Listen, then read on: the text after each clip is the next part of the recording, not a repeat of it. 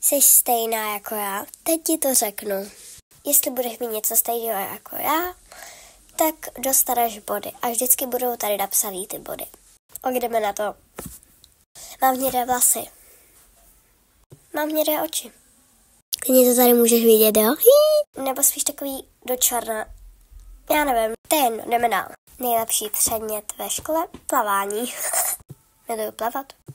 No a co? Jdeme dál. Nosíš raději vlasy v gumičce? Ne, mám je ráda rozpuštěný. Máš ráda češtinu nebo matiku? Matiku.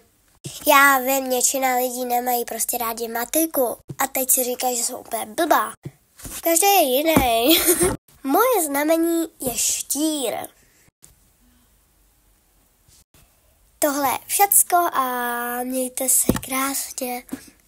Tak ahoj a napište mi do komentáře počet bodů. Čauky.